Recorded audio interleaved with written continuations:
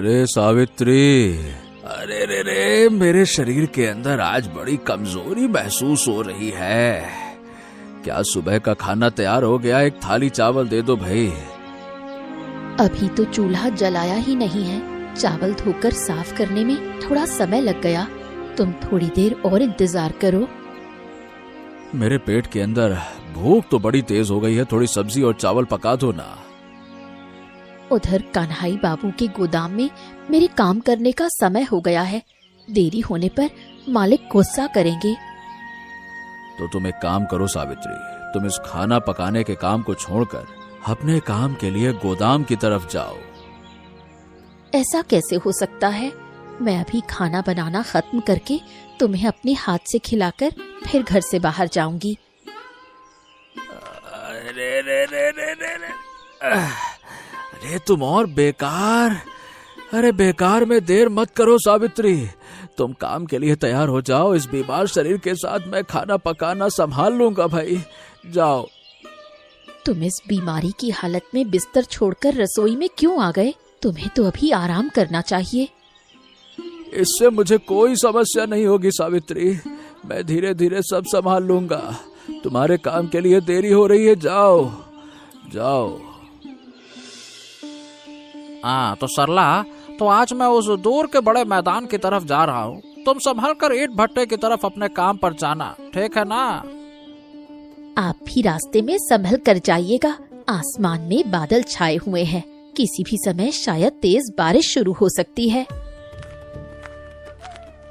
आज तो आलस खत्म होने का नाम ही नहीं ले रहा। भट्टे के मालिक फिर देरी होने पर डांटेंगे।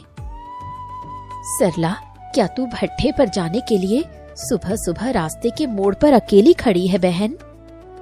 हाँ भाभी, रतन अभी अभी काम के लिए चले गए।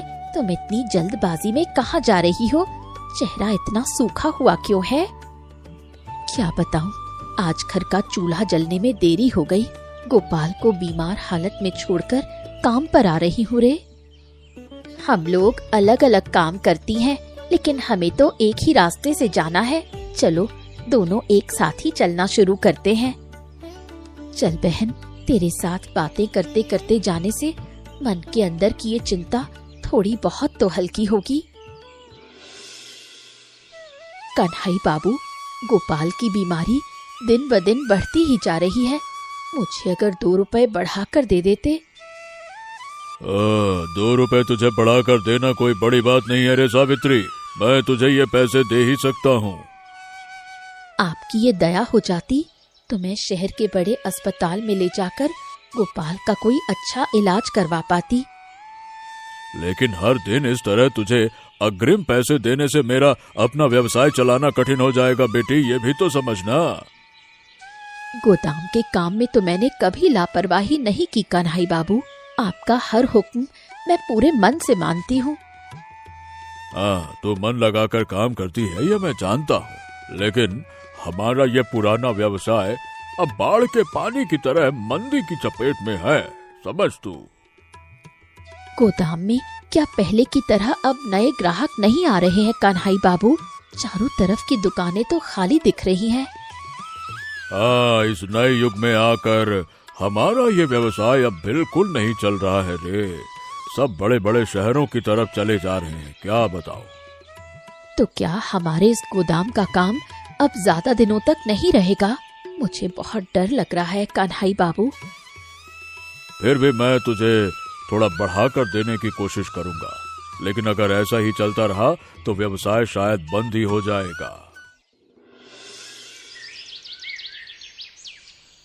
सरला, कन्हई बाबू की बातें सुनकर आज से मेरे दिल के अंदर घबराहट हो रही है बहन। क्यों भाभी, कन्हई बाबू ने तुम्हें आज गोदाम में बुलाकर ऐसी क्या नई बात कही जिसके लिए तुम इतना सोच रही हो? उनका व्यवसाय मंदी में चल रहा है। पहले जो पैसा मिलता था अब वो पैसा भी ठीक से नहीं दे पा रहे हैं। इस मुसीबत के दिनों में सबका व्यवसाय जैसे गड़बड़ा गया है भाभी। मुझे खुद भी डर लग रहा है। अगर सच में ये काम चला गया तो गोपाल की दवा और घर के चावल खरीदने का कोई रास्ता नहीं बचेगा रे। तुम अपने मन को इस तरह कमजोर मत करो भाभी। चलो रात हो रही है, अब अपने घर लौटा जाए। सावित्री, आज तुम्हारा चेहरा इतना सूखा और उदास क्यों दिख रहा है? क्या गोदाम में कोई नई समस्या हुई है क्या? कन्हई बाबू का व्यवसाय अब अच्छा नहीं चल रहा है। उनके गोदाम का काम शायद कुछ ही दिनों में मेरा छूट सकता है। ये सब सोचकर तुम अपने मन में और बेकार की चिंता मत करो सावित्री। ईश्वर हमारे लिए कोई न कोई अच्छा रास्ता जरूर निकाल देंगे, ठीक है? भाभी, ओ भाभी, घर के अंदर और कितना काम करोगी? बाहर आओ, हमारे काम के लिए देरी हो रही है। अरे मैं आ गई सरला। घर के बर्तन साफ करने में थोड़ा समय लग गया रे बहन।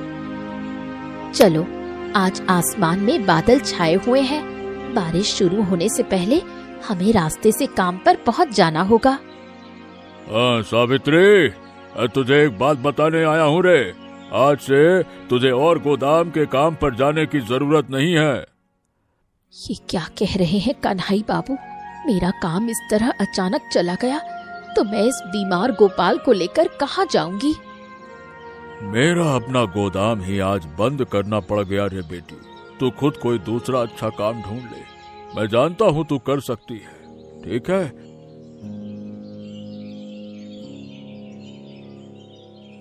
कन्हई बाबू चले गए भाभी, तुम चिंता मत करो। मैं जहाँ ईंट भट्ठे में काम करती हूँ वहाँ तुम्हें भी काम पर लगवा दूंगी। भट्ठे में मुझे काम मिल जाएगा रे सरला। वो नए लोग